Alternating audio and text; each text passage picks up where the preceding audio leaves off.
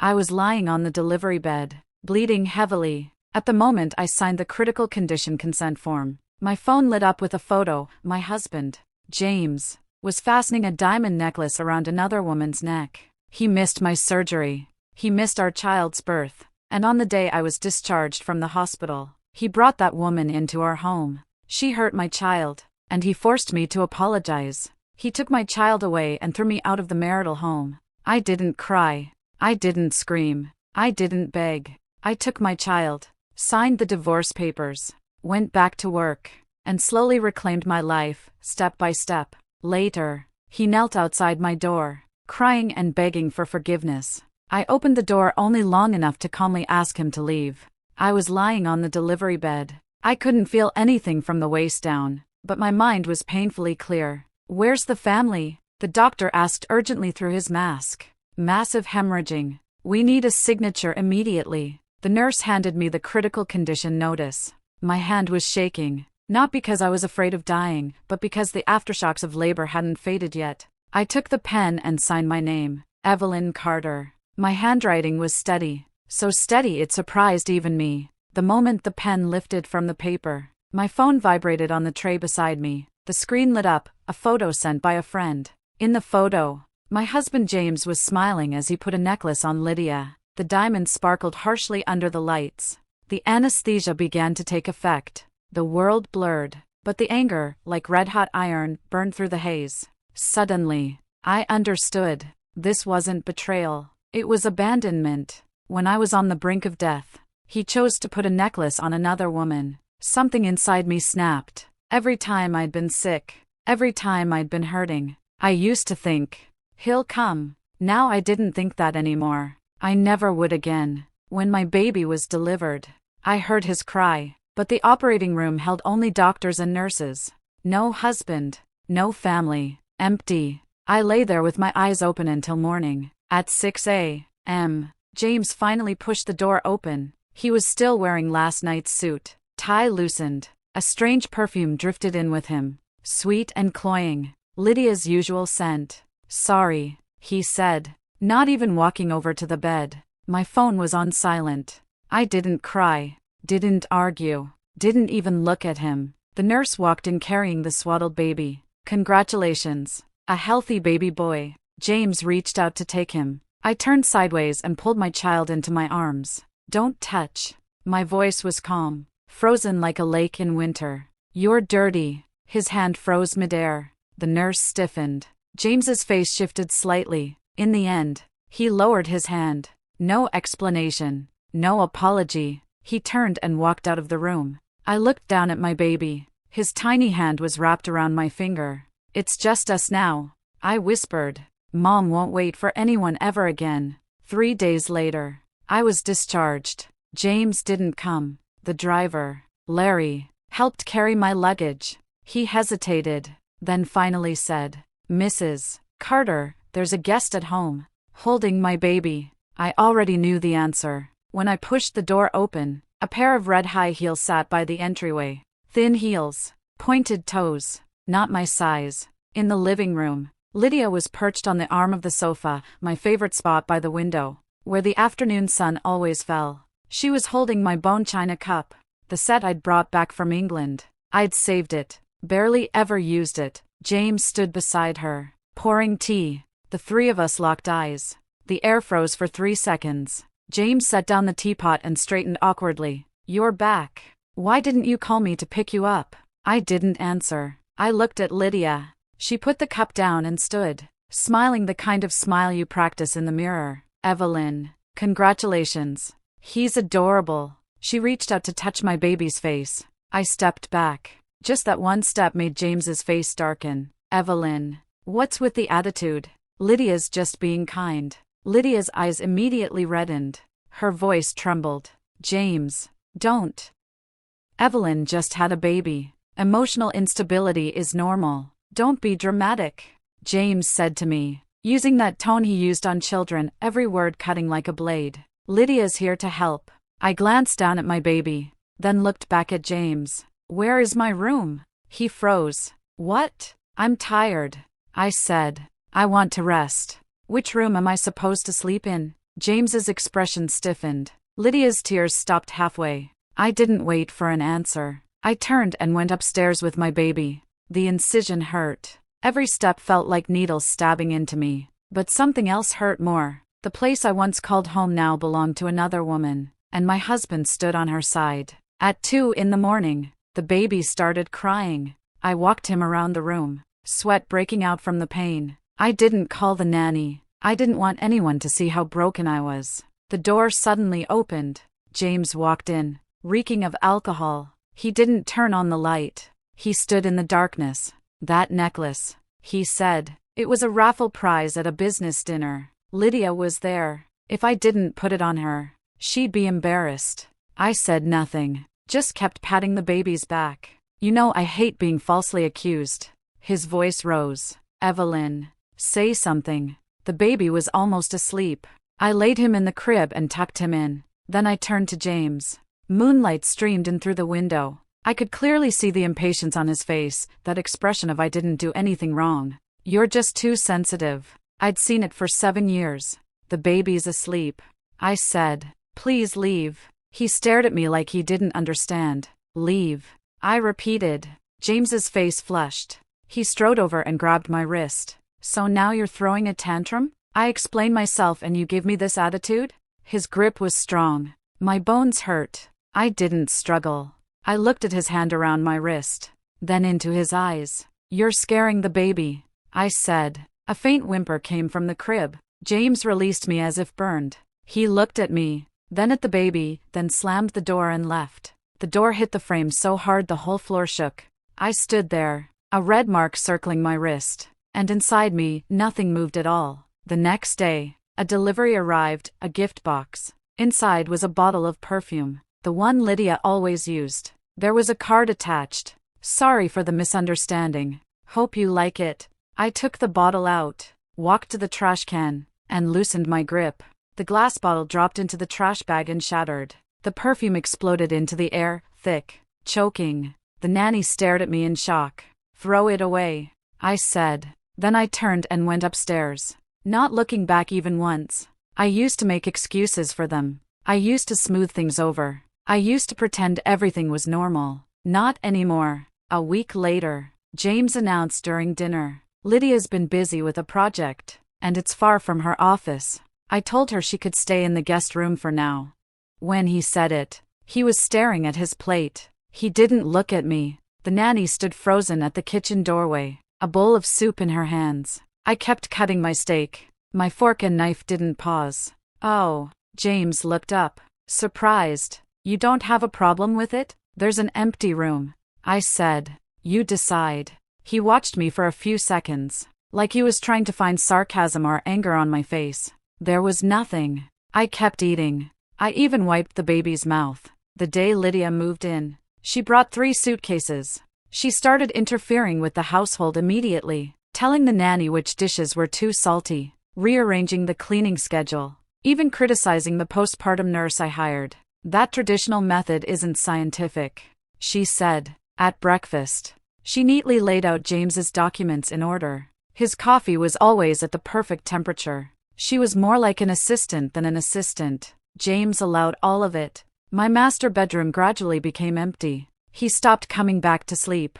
Even his clothes were moved to the walk-in closet next to the guest room. In this house, I became invisible. One afternoon, I was in the nursery with the baby. Lydia pushed the door open without knocking. She leaned against the doorframe, holding that same cup of tea she never seemed to finish. That day you signed the papers, she said suddenly. You knew James was with me celebrating my birthday, right? My hand paused for 1 second as I turned the picture book. He actually knew you were in the hospital, Lydia continued softly, like she was sharing a secret, but he chose to come see me. She stopped, waiting for my reaction. I closed the book, picked up my baby, and walked toward her. Lydia instinctively stepped back half a step. Are you getting used to the guest room? I asked. She froze for a moment, then smiled, a victorious smile. It feels just like home. I nodded.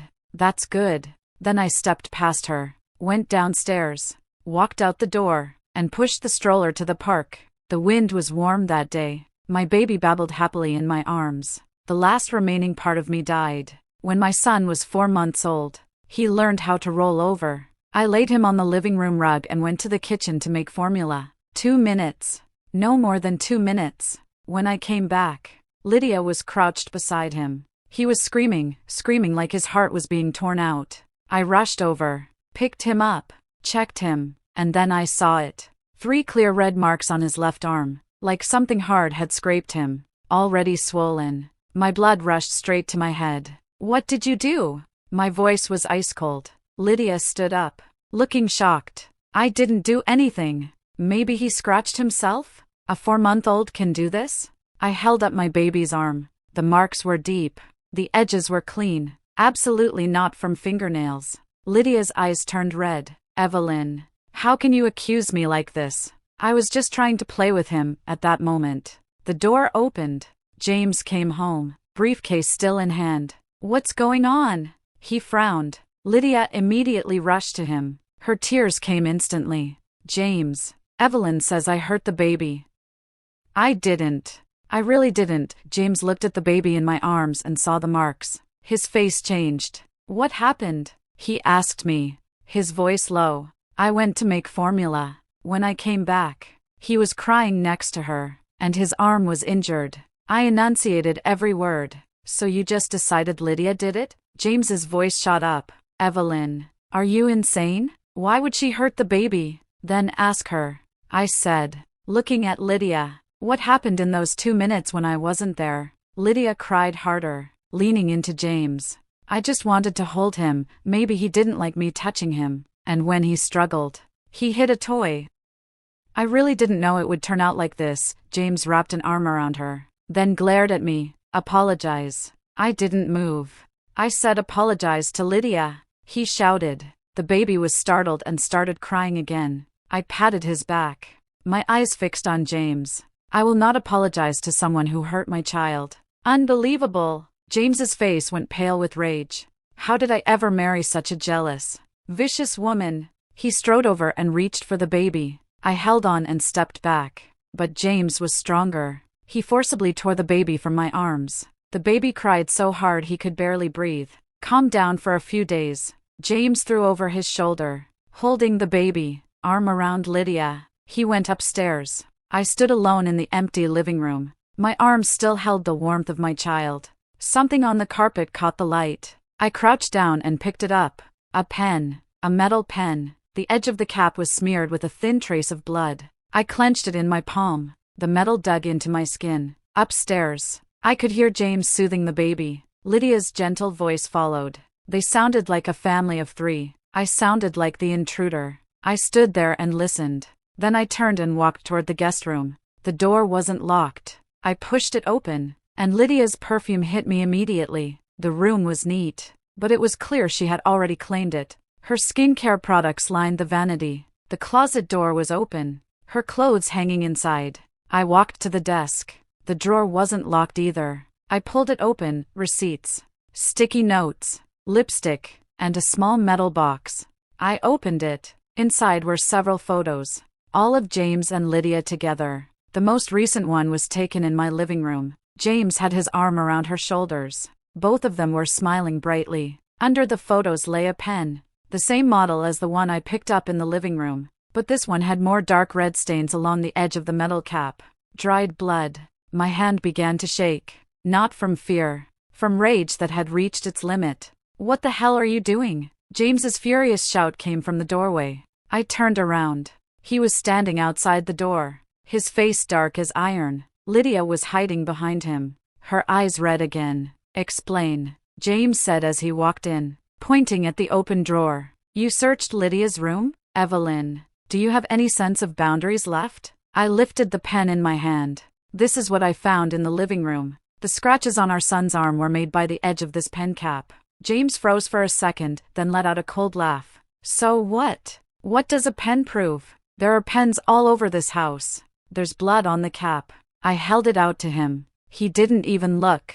He slapped it away. The pen hit the floor and rolled into the corner. How can your mind be this filthy? James's voice was shaking with pure rage. Lydia moved in to help out of kindness. And you target her at every turn. Now you're accusing her of hurting the baby? Evelyn, I really misjudged you. That was when Lydia started crying out loud. James, forget it. I'll just move out.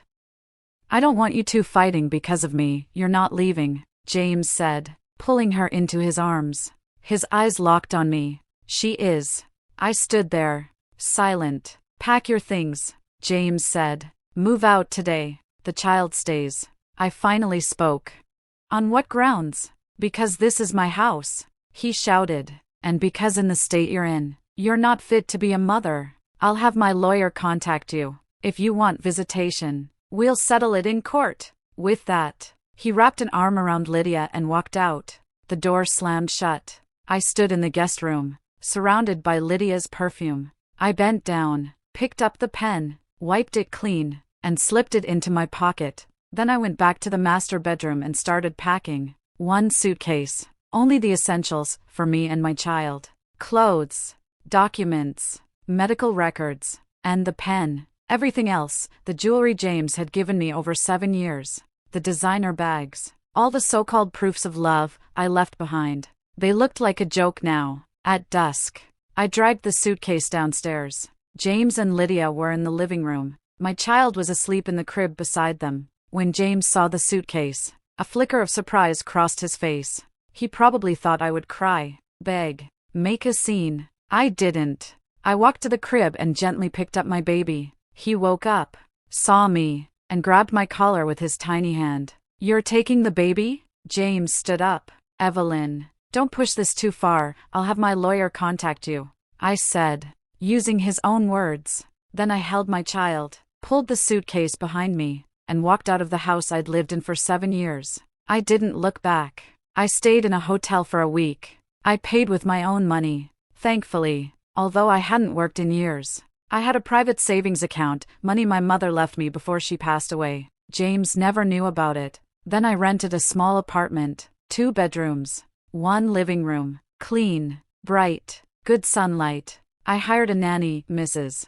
Zhang, simple, honest, genuinely kind to my child. The day after we settled in, I met with a lawyer. Attorney Lee came highly recommended by a friend. She specialized in divorce cases and had an impressive win rate. I told her everything, the signature in the operating room, Lydia moving in, my child's injury, the pen. After listening, she adjusted her glasses. The evidence isn't strong. The blood on the pen is hard to verify, it's been too long, and there's no surveillance. But, are you sure you only want custody and this apartment? I nodded. I don't want anything else. His net worth is at least 9 figures. She reminded me, you're entitled to half. I don't want his money, I said. I want a clean break. She studied me for a few seconds, then nodded.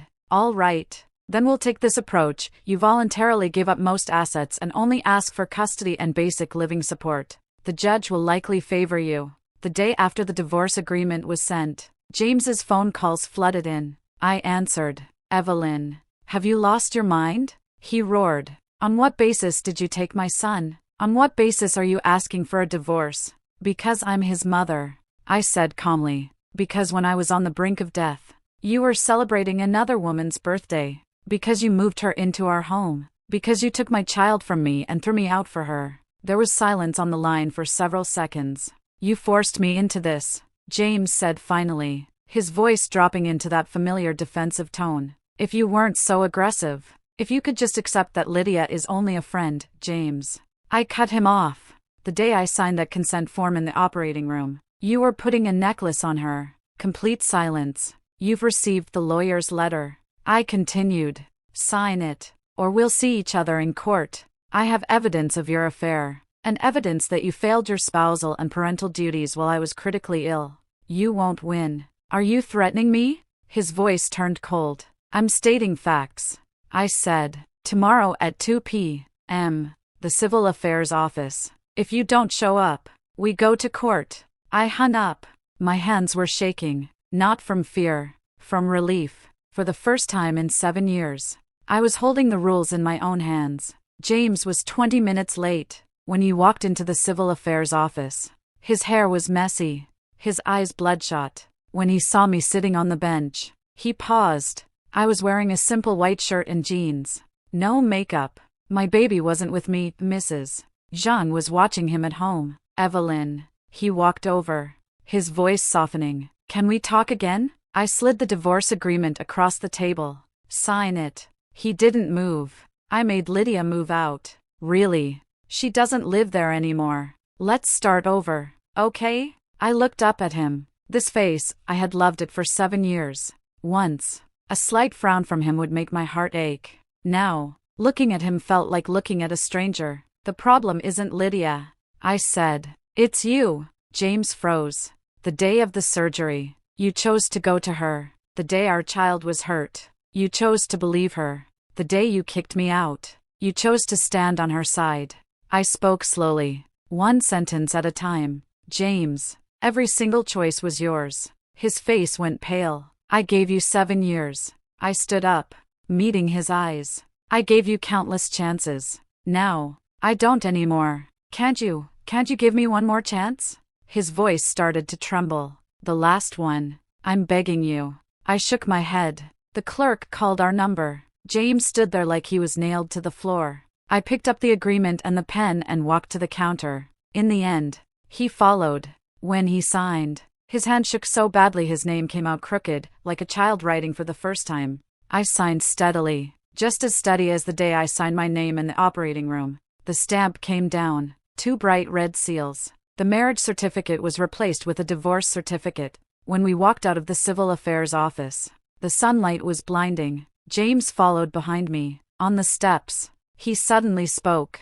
You'll regret this. I stopped and turned back to look at him. I won't, I said. But you might. Then I walked down the steps and didn't look back. 7 years of marriage, cut clean in 20 minutes. When the blade fell, it didn't hurt as much as I'd imagined.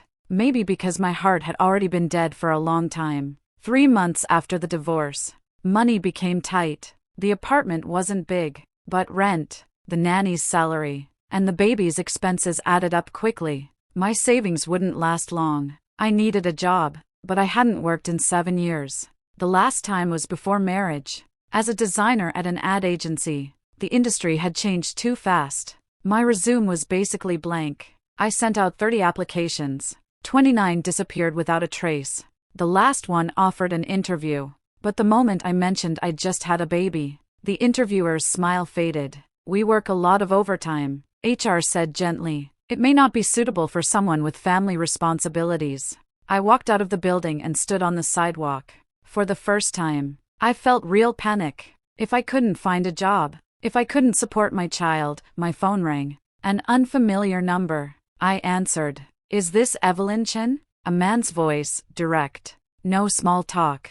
I'm Noah, from Black Ink Design Studio. I saw your resume. That non-profit poster in your portfolio. Did you design it? I thought for a moment. That was 7 years ago. Yes. Can you come in for an interview this afternoon? He asked. I'm free at 3. Yes, I said immediately. The studio was in a renovated old factory building, loft style. The walls were covered with design drafts. Not many employees. Everyone was focused, heads down.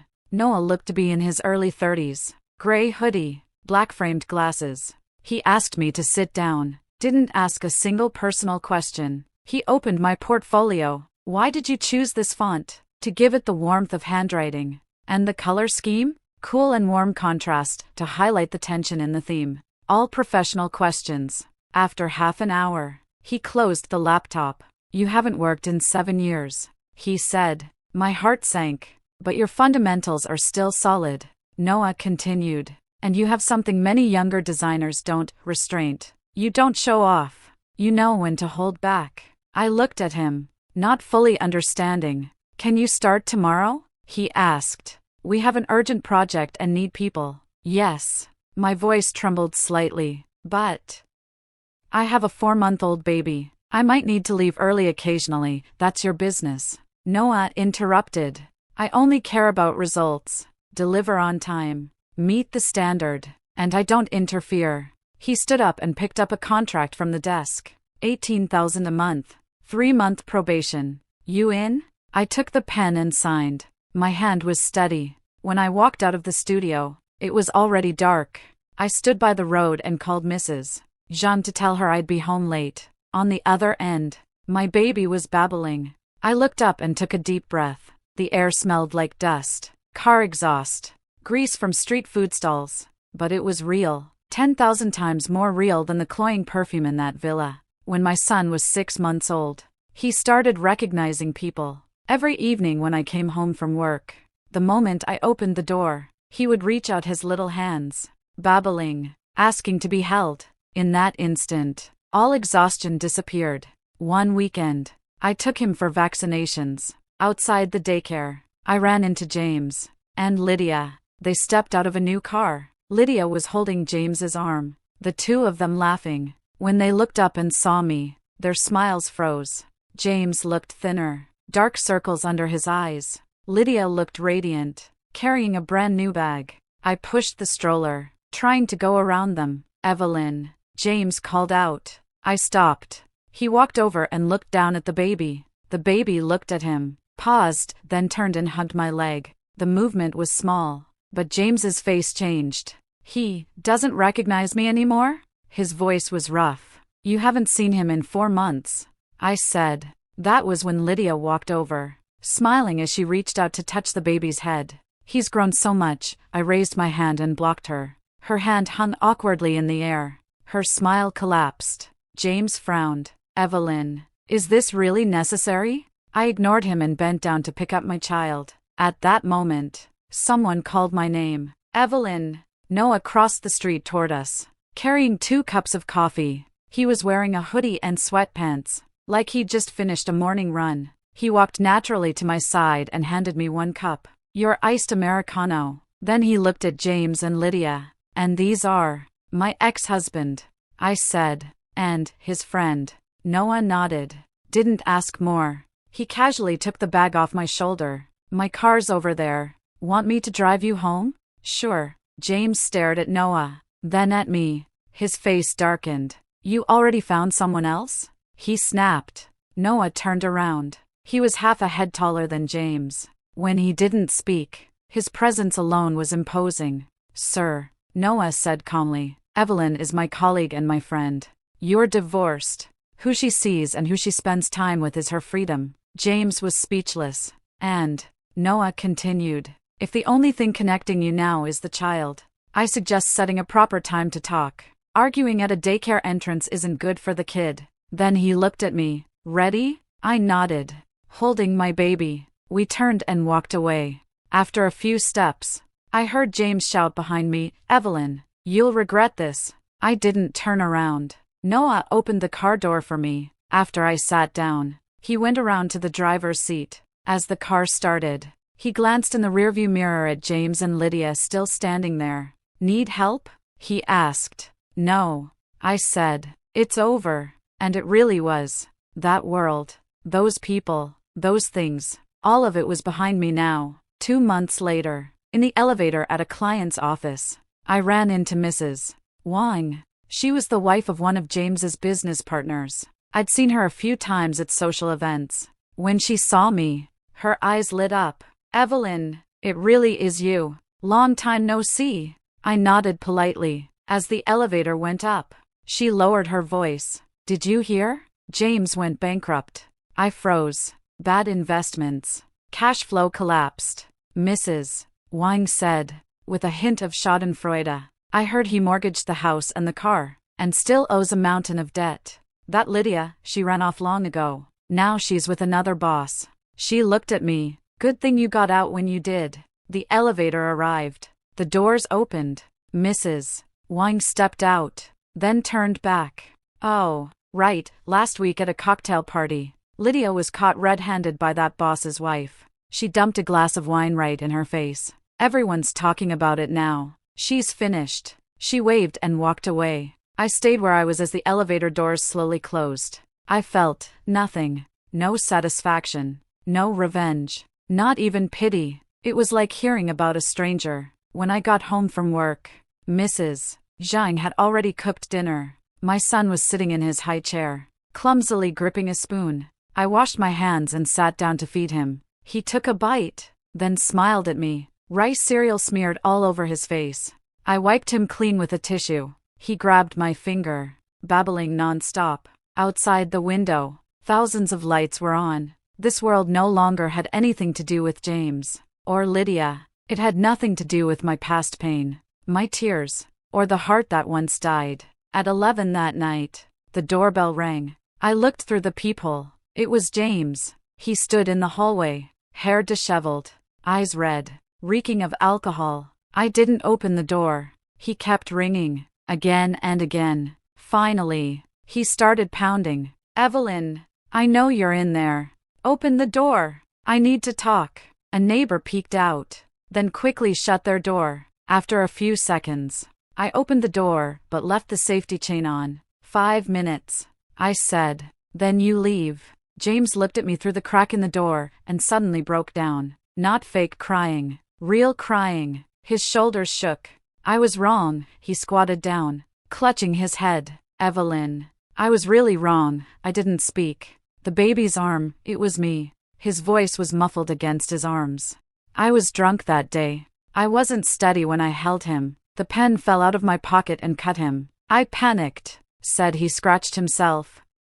Later Lydia said she'd handle it, so I let her. My grip on the doorknob tightened. The necklace wasn't from a raffle either. I bought it for her. And that day of the surgery, I knew you were in the hospital. I thought it was a normal delivery. I didn't know you were hemorrhaging. I really didn't know. He looked up at me, face soaked with tears. "Can you give me one more chance? Just one. I'm begging you. We can start over. I don't want anything else. Just you. Just our child." The motion sensor hallway light flickered off, then on again as he spoke. In the blinking light, he knelt there like a beggar. I had imagined this scene countless times. Him on his knees, crying, begging for forgiveness. I thought I'd feel triumphant, vindicated, that I'd finally say, "You deserve this." But now that it was real, I felt only calm, like watching someone else's story. "James," I said, my voice steady, "I don't hate you anymore." He looked up sharply, hope flashed in his eyes. "But I don't love you anymore," I continued, "and I don't trust you." The light went out in his eyes. "Trust, once broken, is broken," I said. "You can't glue it back together." What we had ended the moment you chose to go to her instead of staying with me in that operating room. "But if you want to see the child in the future," I interrupted. "Contact me in advance and schedule a time. Everything else doesn't need to be discussed." I removed the safety chain and opened the door fully. "You should go." James stayed kneeling, unmoving. He stared into my eyes for a long time, as if searching for even a trace of what used to be. There was nothing. Finally, he stood, unsteady, turned, and walked toward the elevator. When the doors closed, I didn't look. The studio's project was a success, and Noah treated everyone to dinner. Afterward, he drove me home. At a red light, he suddenly asked, "Did your ex come looking for you again?" "He did," I said. I asked him to leave. He nodded, didn't press further. The light turned green. The car moved.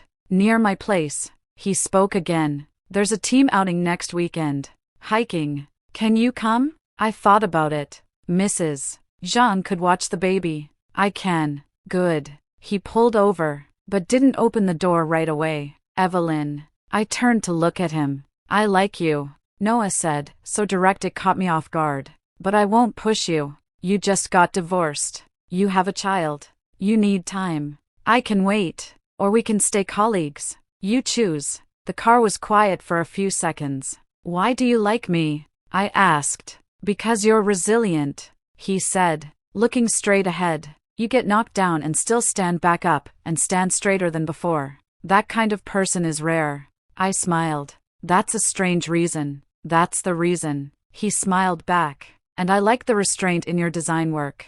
The day of the team hike, the mountain was high. I wasn't as fit as before and climbed slowly. Noah stayed beside me the whole way. He didn't rush me, didn't stop to wait. He just matched my pace. When we reached the summit, the sun was setting. The entire city was painted gold. Coworkers were taking photos, laughing. Noah and I stood by the railing, looking out into the distance.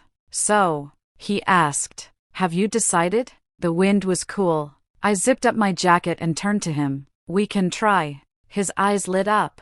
Slowly.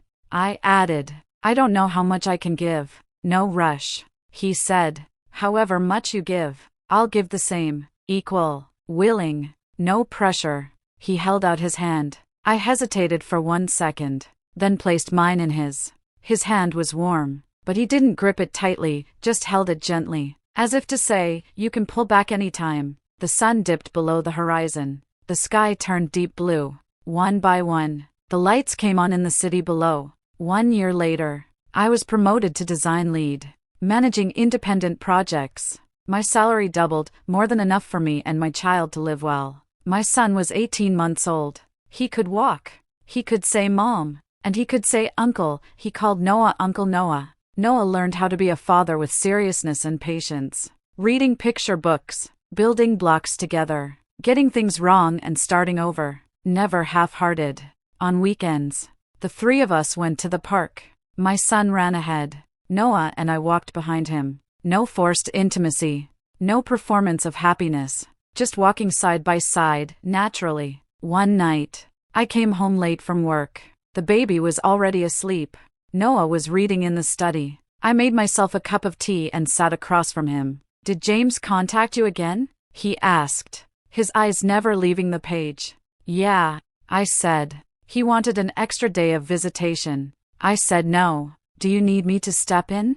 No, I can handle it. He nodded and went back to reading. I looked at him and suddenly remembered something he'd said a year ago, whatever you give, I'll give the same. He really meant it. He never pushed me to forget the past, never rushed me to dive in, never asked me to play the role of a perfect partner. He gave me space, time, respect. This relationship wasn't intense, but it was warm. Not romantic in the dramatic sense, but solid. I pulled a new set of design drafts out of my bag and spread them on the table. Can you take a look? I asked. Something feels off. He set the book aside and leaned in. We put our heads together, talking about lines and colors. Outside the window, the moon was full. The world had opened up again, and I stood at its center, not leaning on anyone, but not walking alone either. Late at night, on the balcony, the baby was asleep. Noah was in the study finishing a proposal. I poured myself a glass of water and stood by the railing, looking out. This city never truly goes dark. The traffic on the overpass in the distance flowed like a river of light. Noah came out and stood beside me. What are you thinking about? He asked. The past, I said, when I was signing papers on the delivery bed. I never imagined I'd be standing here one day. He was quiet for a moment. Do you still hate him? He asked. I thought about it, then shook my head. No. Hate takes too much energy. I have more important things to do. He reached out and gently put an arm around my shoulders.